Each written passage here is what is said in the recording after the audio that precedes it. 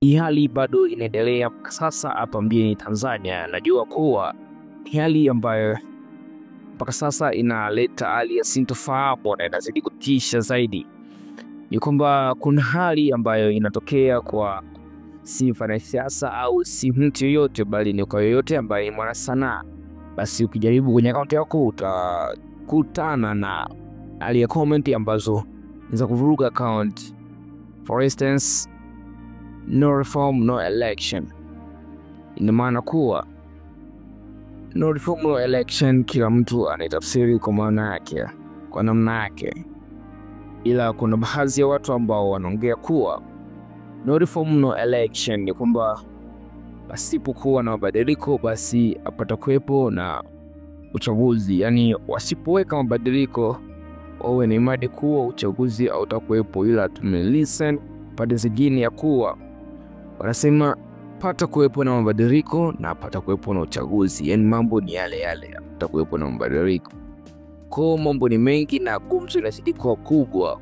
Msahau kuwa kwenye peji ya Instagram ya msanii ambaye ametokea mjini Nigeria ambaye ni Chela. Umekutana na changamoto kama hiyo baada ya yeye kuposti kwenye akaunti yake, na comment ambazo zilimfuata ni za namna hii. Kwa hiyo tunakwenda kusikiliza mambo ambayo amekwenda kuachana au CCM na rais, na kuna tetesi ambazo zinaendelea mpaka sasa. Ni kuwa kuna mikopo ambayo inaendelea hapo ambayo ni sintofahamu, na kuna mambo ambayo yanaendelea, na leo tunakwenda kuweka baadhi bayana. Mange Kimambi amegusia kuhusu jambo fulani hapa, nataka nisome kuhusiana na posti yake ambayo ameposti sasa hivi. Mange Kimambi amesema hivi: hakuna kitu ambacho kinanimaliza nguvu kama kuposti klipu ambazo Magufuli was right about something.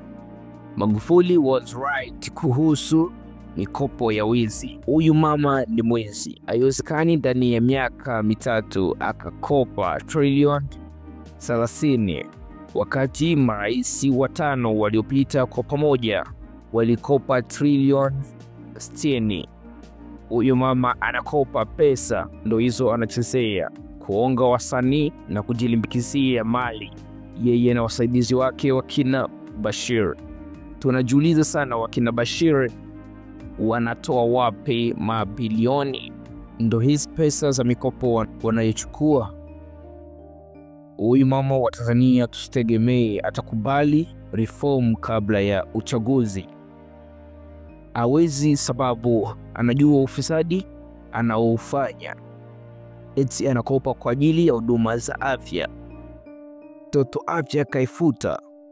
Sasa hivi wamama hakuna huduma ya kujifungua mpaka wapeleke vifaa. Watu wanakufa kama kuku hospitalini za serikali eti tunajenga barabara. Hakuna kipindi ambacho tizi barabara ni mbovu, hazifai kama kipindi hiki.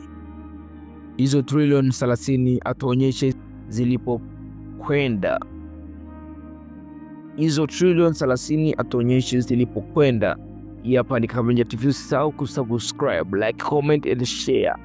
Kakabinja TV ni yetu sote. Tupo Facebook, Instagram, TikTok, X, IGFB.